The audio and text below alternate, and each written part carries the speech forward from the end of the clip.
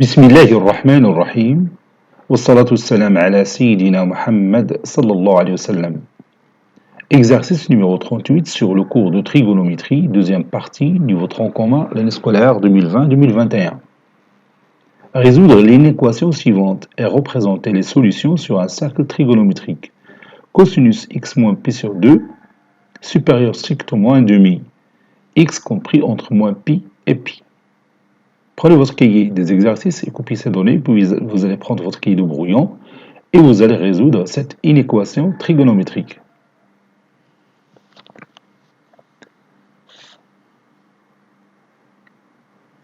Réponse.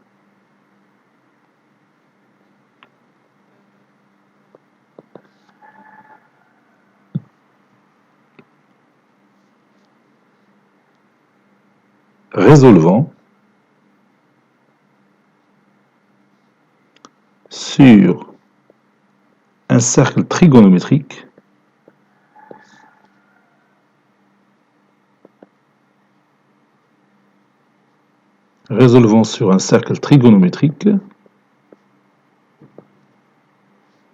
l'inéquation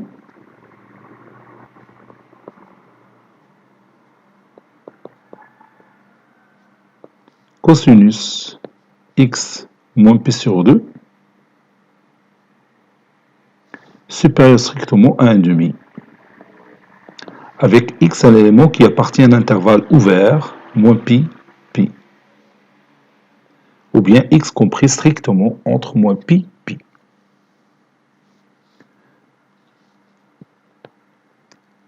Vous savez déjà que la fonction cosinus est paire, c'est-à-dire cosinus alpha est égal à cosinus moins alpha, ou cosinus moins alpha est égal à cosinus alpha.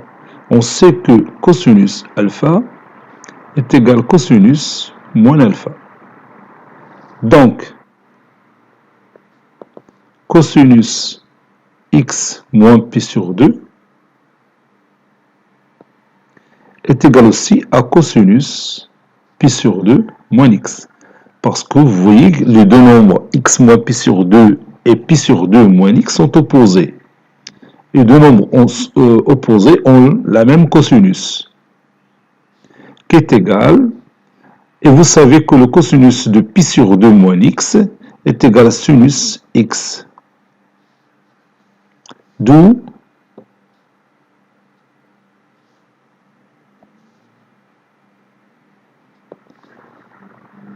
sinus x, donc je vais remplacer tout simplement cosinus x moins pi sur 2 par sinus x. D'où sinus x supérieur strictement à 1 demi, x appartenant à l'intervalle moins pi, pi. Maintenant, je vais tracer mon cercle trigonométrique. Le voici. Puis, mes deux axes, OI, J, OI, OJ. Comme d'habitude, ici 0, ici 1, ici moins 1. Puis ici moins 1, ici 1. L'axe des sinus, vous le connaissez, c'est cet axe-là. C'est l'axe des sinus. Je vais chercher un demi sur cet axe. Bien sûr, il se trouve ici. Ça, c'est un demi.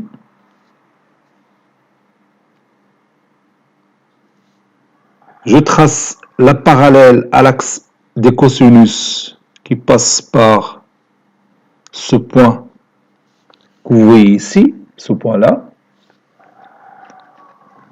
Cet axe, bien sûr, il va couper le cercle trigonométrique en deux points M et M'. Ça, c'est M, ici, c'est M'. Et vous savez bien que le sinus de pi sur 6 est égal à 1 demi.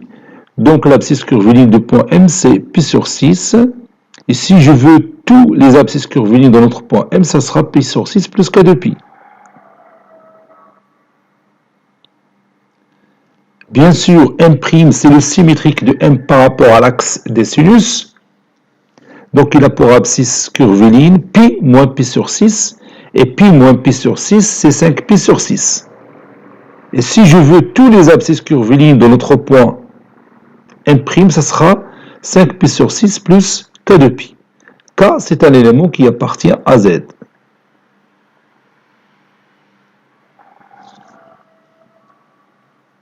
Maintenant, je vais assurer la partie des sinus x qui sont supérieures à 1,5, c'est-à-dire les valeurs qui sont supérieures à 1,5. Bon, ces valeurs se trouvent ici, dans cette partie assurée. Entre 1,5 et 1. Et n'oublions pas qu'on travaille sur l'intervalle moins pi, pi. Moins pi se trouve ici, et pi se trouve ici, au même point.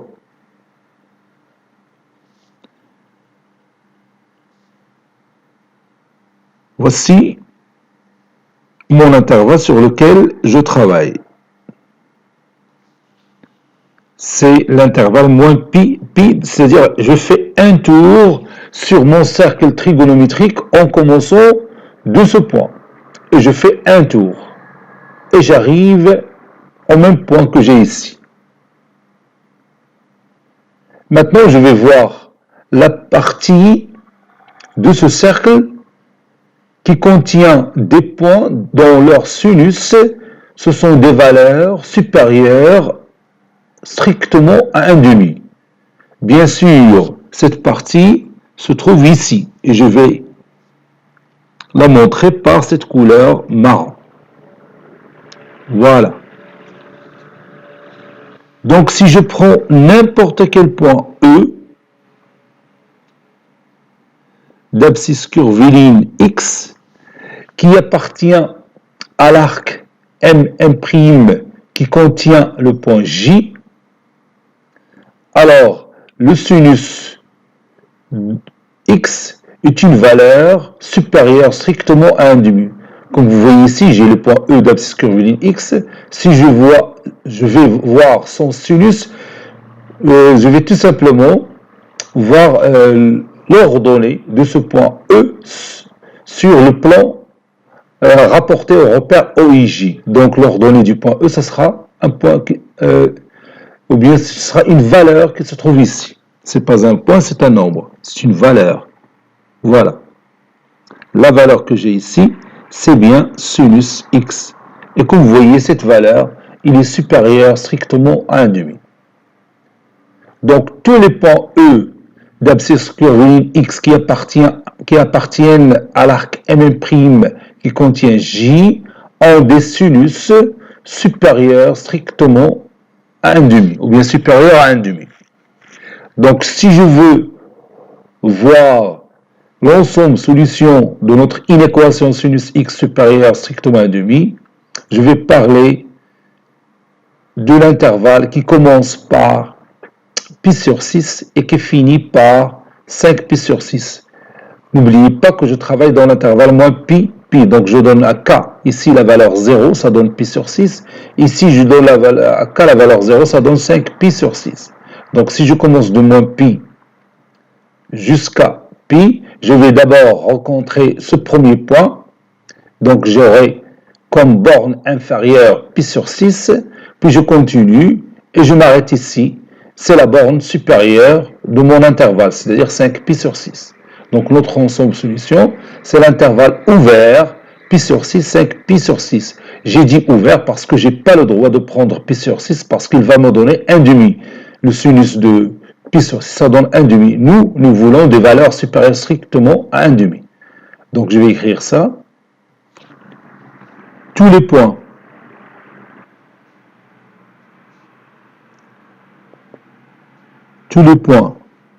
E d'abscisse curviligne X qui appartiennent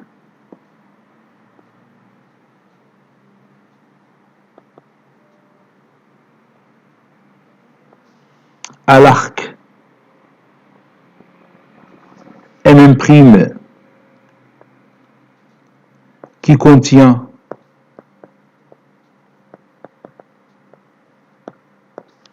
le point J,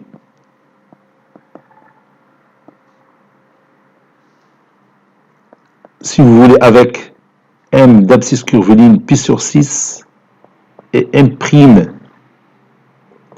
d'abscisse curviligne 5 pi sur 6 ont des sinus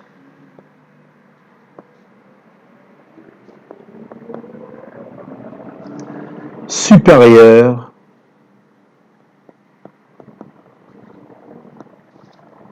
à 1,5. C'est-à-dire, lorsque